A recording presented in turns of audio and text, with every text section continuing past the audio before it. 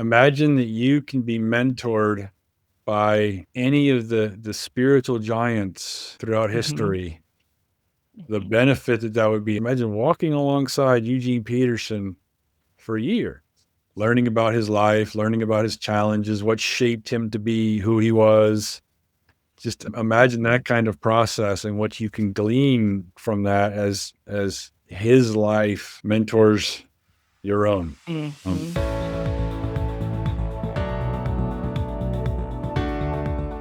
Welcome to the Journey with the Giant podcast. I am Robert Prince, and I'm so glad you're joining us for this powerful series inspired by the upcoming book, Journey with the Giant. Choose your guide, pursue your purpose, and grow in your walk with God, by author and spiritual director Lori G. Melton.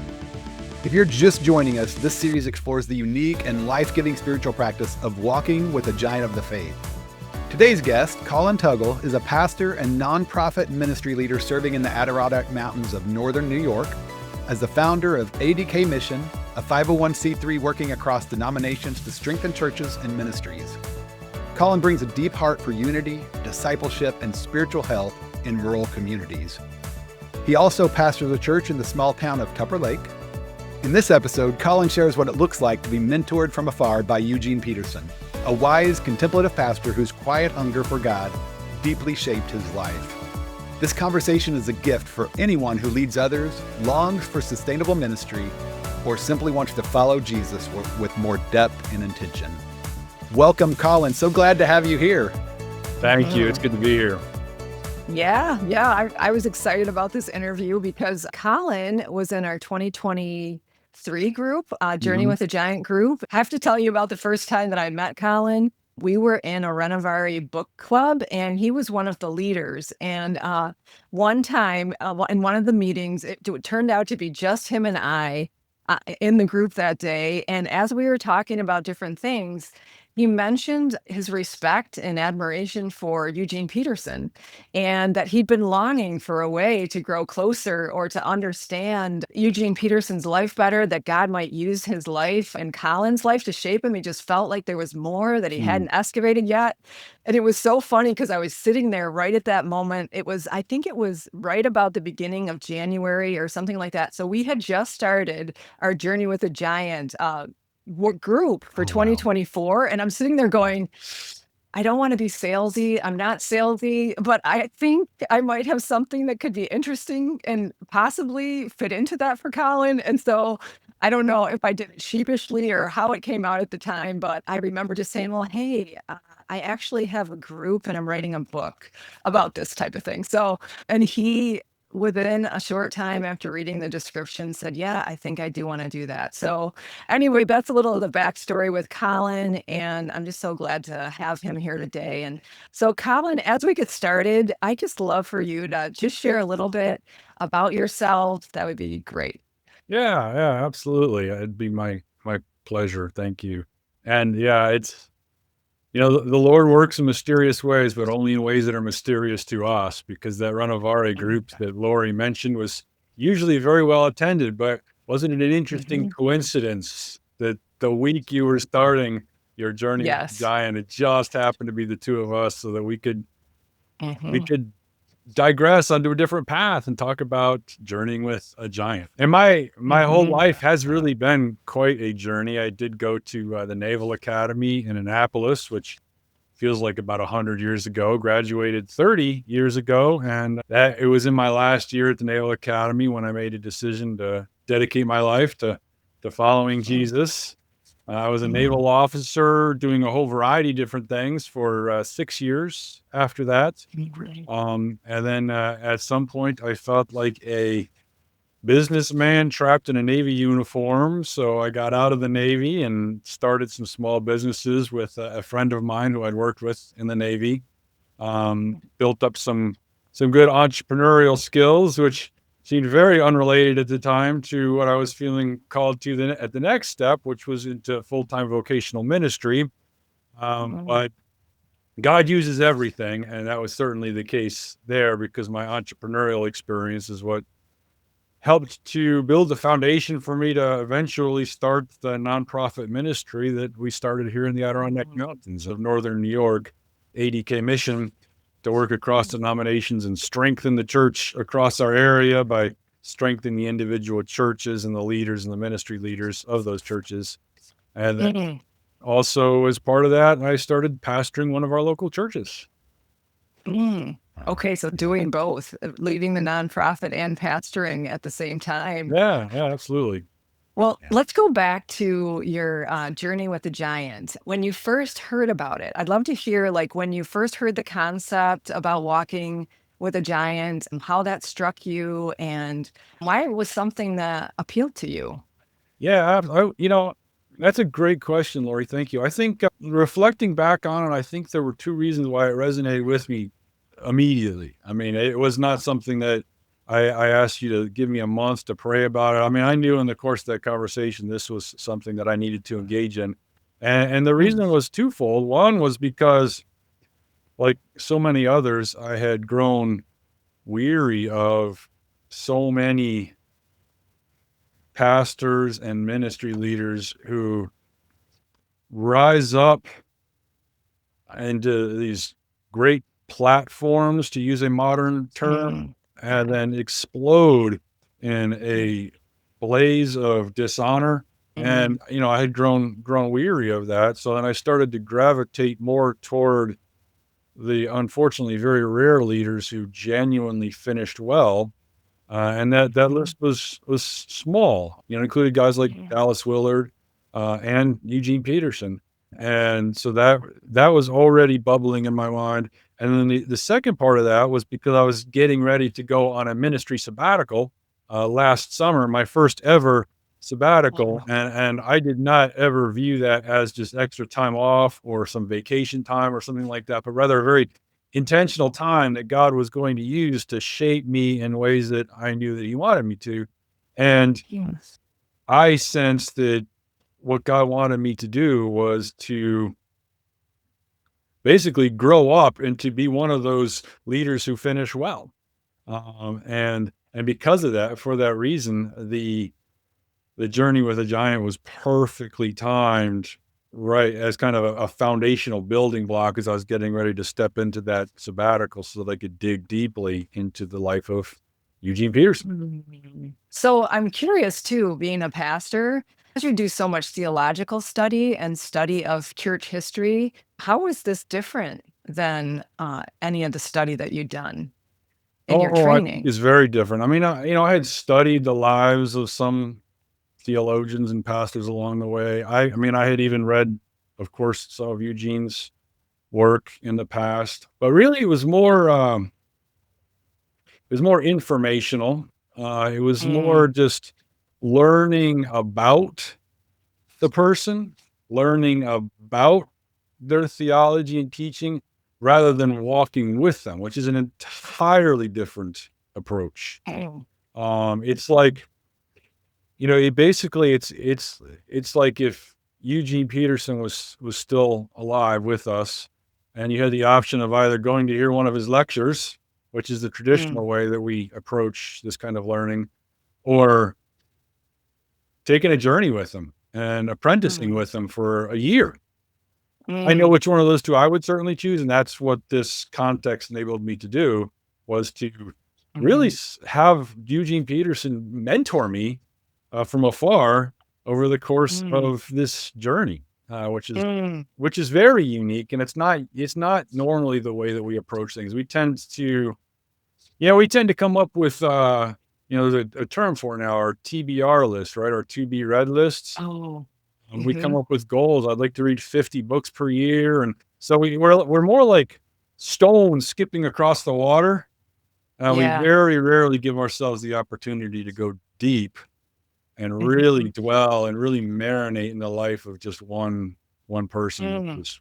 Yeah. which was what was so That's unique really and good. so special and impactful about this journey. Yeah.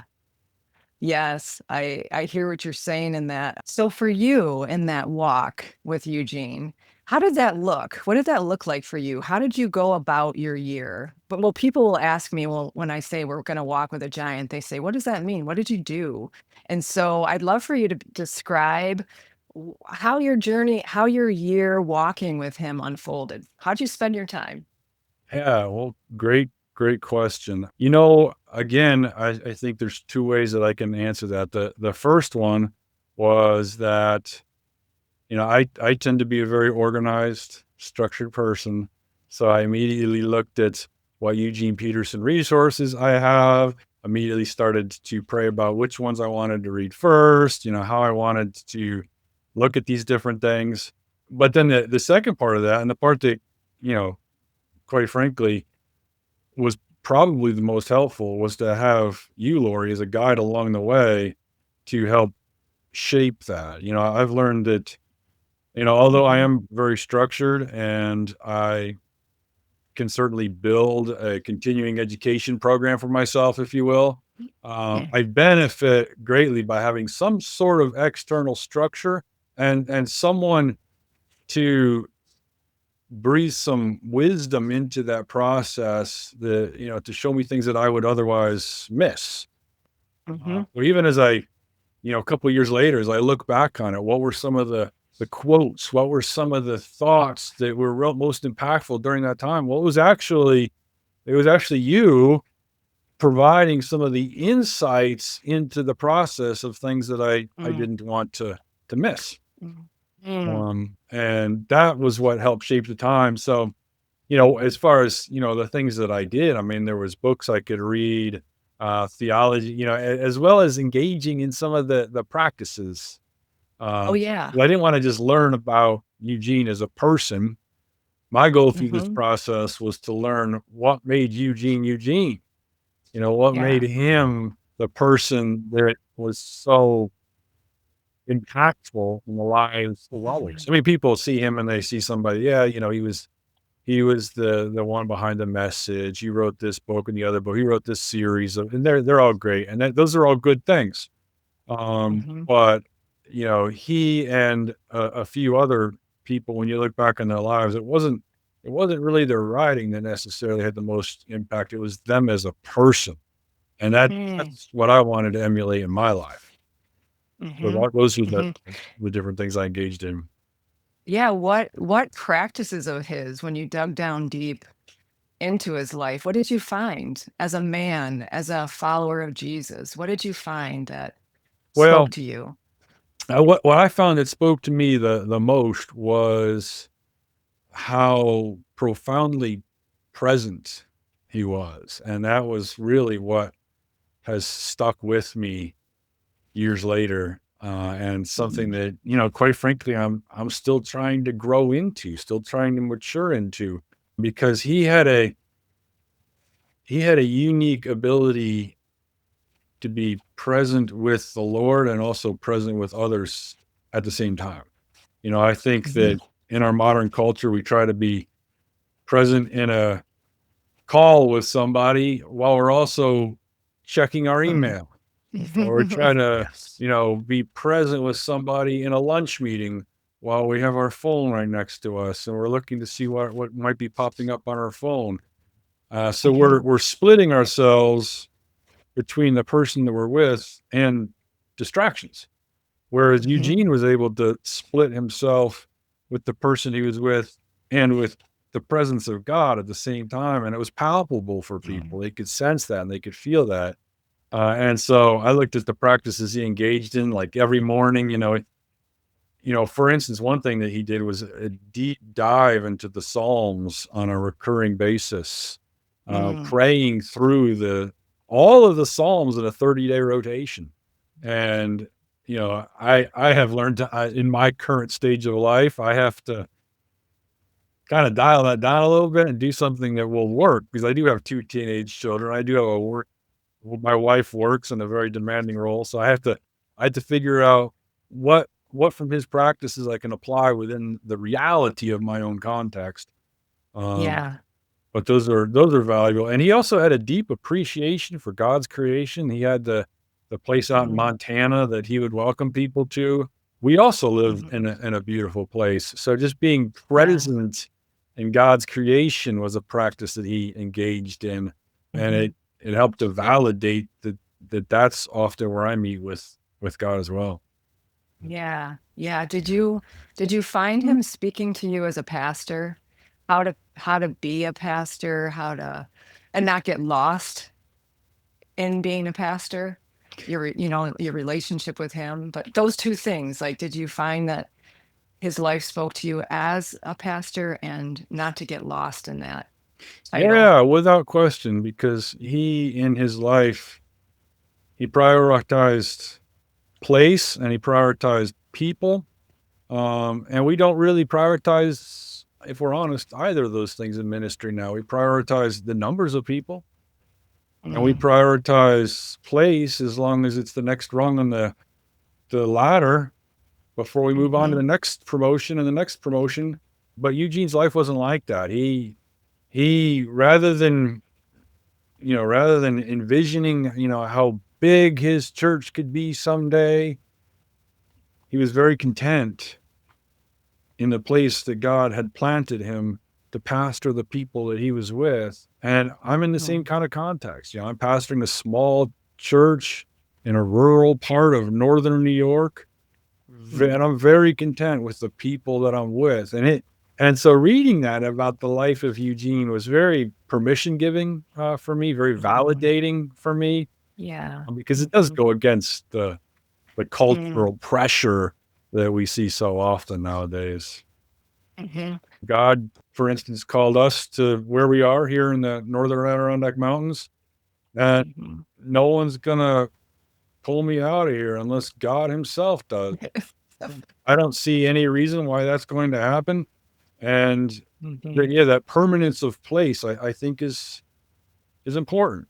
Yeah. People matter, and you invest in them over a lifetime, not just for 18 months or a couple of years before you bounce over to the next thing. Uh, Yeah. so yeah. Mhm, mhm. Yeah, going through the year with him, you mentioned, as we talked earlier, that he gave you permission to slow down. What did you mean by that? Yeah, he did, and, again, I'm glad you can handle all these compliments, Lori, because you did as well. One of the quotes that I think was most impactful because it resonated with Mhm. my own experience in life was this idea you mentioned that I know you're from Niagara Falls, and Yeah. early on in the process, you mentioned that, isn't it interesting how when tourists visit a town, they so often will see things, notice things, dig into things that you Mhm. don't, even though you live there 12 months out of the year. Yeah. And the same is true in the area where I live. And what that dialed up though was remembering back years before that when my ship stopped in Panama, and we went Mhm. through a hike in the rainforests of Panama. This is an entirely different Oh. ecosystem, and we had two different groups of people on that hike. We had people that ran through because they wanted to get to the destination. Mhm. They wanted to see who would get there first. And then Mhm. there was those of us who gave ourselves permission to slow down and look. Mhm. And man, I mean, we're talking. There was those little leaf cutter ants. Mhm. We got to. Mhm. I got to see a coral snake, Mhm. monkeys in the trees everywhere, Mhm. spiders. That I mean, if you don't like spiders, then oh my goodness, you might want to cover your eyes when you're walking through. I mean, they were as big as your hand. But all these things that we noticed because we gave ourselves permission to slow down. And you reminded me of that. So then Yeah. I did the same thing where reading some of Eugene's books, for instance, I would intentionally read them slower. Mhm. I read Mhm. his biography about him slower on purpose so that I could intentionally go deeper, Mhm. marinate in his life and the ways that he was walking through life and journey with him rather than just racing to get to the destination at the end. Yes. Yeah, and that is a Yeah. huge part of journeying with a giant, and something it seemed like we came back to a lot was we call this journey a walk because we walk slow. Mhm. Instead of jumping into a car, taking a taxi, jumping to the next town, snapping our pictures, going to the next town, Yeah, yeah. we call it a walk because in walking, we get to see things far away then closer and closer until we're right there beside them. And there's a number of times during the year where our focus, we just kind of say, what is speaking to you, instead of moving on to something else. Notice that, pray about, God, what is coming up in me, what's resonating in me. And this month my focus is going to be staying in that. Like when you went back and read that book again, slower, we slow people down, God slows people down through this practice and putting it into a year format. And even in the publishing talks of Journey with the Giant, because we're such a fast society world, we wondered if people would stick with it for a year. And could it be done? Could you walk with a giant in a shorter amount of time? And the answer is yes, you can. But there's a certain beauty to and a richness that comes when we slow down. Like the beauty and the richness that came when you spent a year with him. Can you imagine spending 3 months versus a year? What do you think the difference would be? Yeah, I think the difference would be huge. And I think that I mean, yeah, it's possible to spend less than a year with your giant, but I think that if you take a different fork in the road, you better be sure it's the Lord leading you to do that, and not Mhm, cultural pressures, cultural norms, or your busyness, because you could mhm, miss so much. And mhm. I think that if I had not, again, given myself the permission to slow down and really marinate in his life, I would have missed.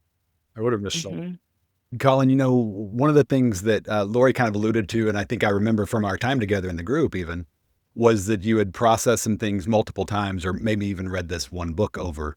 But I found myself with like John O'Donohue. There was one podcast with Krista Tippett that was like an hour and a half or 2 hours long, and I listened to it probably 6 or 7 times the first 6 months of the year, and just found myself being influenced that much deeper and that much more richly by his words because they were becoming a piece of me. And almost like you alluded to, you're spending a year with Eugene Peterson and being mentored by him, and the mhm. spiritual relationship being fostered. And so wondering if there was just a couple of pieces or things like that that stood out in your journey with Eugene Peterson. Well, one thing that's I think stood out was that because I'm more naturally wired to try to conquer a pile of books, Mhm, mhm. um, Yes. and this enabled me to not do that. Rather than finishing the book and saying, like a biography about Eugene Peterson, for instance, rather than finishing that, saying, "Wow, that was really good," and putting it on the shelf, I then Mhm.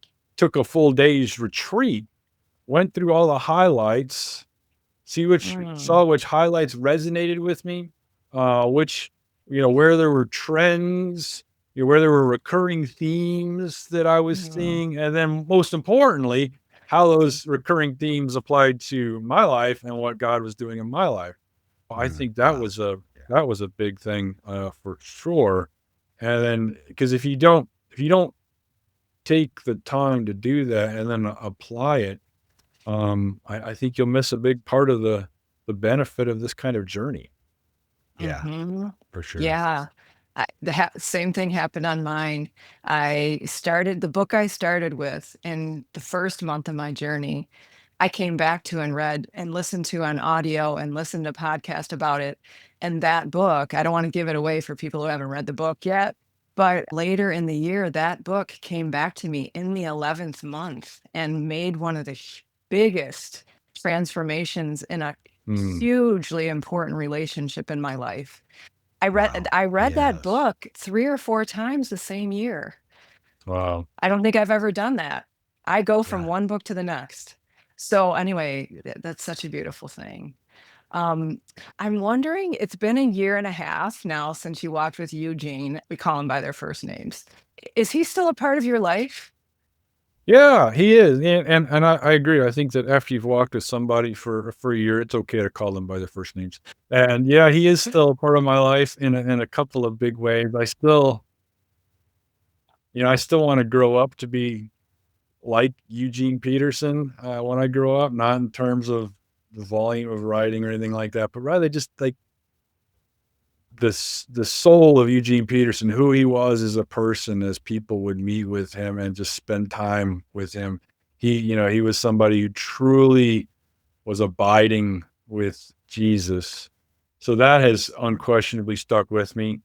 And then even as I interact with people, I reflect back on how he would interact with people. And sometimes I'll hear myself asking, what would Eugene do now? How would Eugene answer this first? How would Eugene handle this challenging situation? Um, Yeah. which is a wonderful result of having been mentored essentially by him through this process.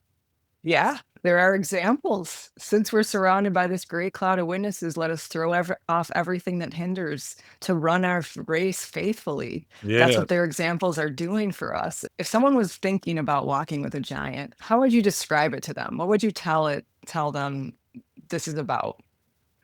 The word that I've used a few times as we've talked today would probably be at the top of my list. It's a mentorship.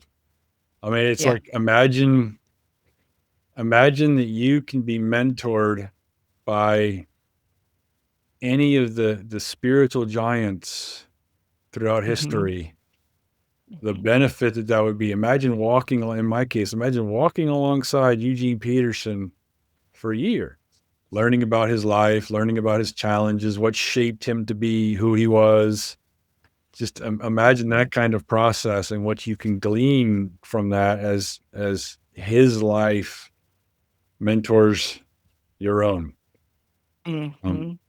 it's Mhm. it's an experience that is well worth the investment and can be transformative in your life, and it certainly was for me. Mm. Mhm. And have you done any other giants? Have you walked with any other giants or thought about it since you've been done with our year? Well, not to that extent, probably because I need to have a spiritual, a spiritual director or a guide along with me for journey to keep me on track. But it is Y how I approach Yeah. any authors that I now dig into. Like I went from Eugene Peterson to Brother Lawrence, and I was far more curious about the person of Brother Lawrence than I Mm. was about just the great things that he had to say. And Yeah. the same has been true with others as well along the way, where it did permanently rewire my way of approaching and thinking about the Mm. spiritual leaders, mentors, and authors that I would spend time with in a very good and healthy way. Yeah. Yeah, you're right. I love that. Well, Colin, thanks for being with us today. Thanks for this rich conversation. Yeah, thank you so much, Colin. It's been fun to get to rehash your story a little bit and to hear more of it brought to life even than I remembered from our year together. So Yeah, for Mhm. sure. Thank you. thank you. Mhm. Take care. Well, Lori, what a great reminder that even those who lead, right, need to be led. Mm. And just so much thanks Mhm. for Colin for just sharing his honest, really faithful journey, even walking with Eugene Peterson, walking the Mhm. slow walk of mentorship, as he referred to it so many times, Mhm. and letting that journey shape his inner life, even as a pastor, Mhm. not only as a follower. And so it's been really cool to just be refreshed in the journey that we took together. Thankful to get to know him a little bit while we were doing that group with you in 23, Yeah. but even just to be refreshed in the things that he experienced today. Mhm. Yeah. Yeah. And I mean, his heart, what really resonated with me, a couple of things were his heart to finish faithfully with God and humbly as a Christian, as a leader, him finding himself a pastor and just wanting to follow faithfully and have that intimacy with God. And then as he described how it was different than some of the other learning that he'd done and even learning about different theologians and how he had studied different theologians throughout his training, but this was so different because it was like having this person in your life for this year's time to apprentice you. And one of the biggest, most powerful aspects of this walking with a giant is that it's a spirit-led journey for every single person in it. So, like he said, it's not about studying biographies and texts and sermons and books for Eugene Peterson about that person to understand them. It's about slowly letting month by month, letting the spirit just direct you to the parts of your giant's life that are deeply connected to God and to God's work in you. And so you're just letting God's spirit guide you through your own journey and hover over you. You're soaking in what God had done in that person's life and in your life. And Mhm. so I think that came out Yeah. really well. It's hard to put into words, but I knew exactly what he was talking about. Well, friends, if today's episode resonated with you, here are 2 things you can do. First off is visit Colin's work at adkmission.org. That's adkmission.org to see how he's walking it out in real life. And then if the slowness that he talked about, being able to slow down even as a pastor, and not only as a follower, but if that spoke to you at all, be sure and visit the sanctuary at bearcreek.com, Lori's sanctuary that her and her husband run. That's a great place if you're in need of a quiet place to just reconnect with God, a slower pace of life for that time that you're there, a little retreat, if you will. Whether you're looking for a spiritual retreat specifically, or even just a space to be still, their prayer cabin in Allegan, Michigan is ready to welcome you. And so just would be honored if that's something that you feel called to check out. Again, the sanctuary at bearcreek.com. And those addresses will be in the show notes as well. Yeah. We'd love to have you come to the prayer cabin. And remember that every moment is an invitation to grow closer to God and each other. May we faithfully respond to each one.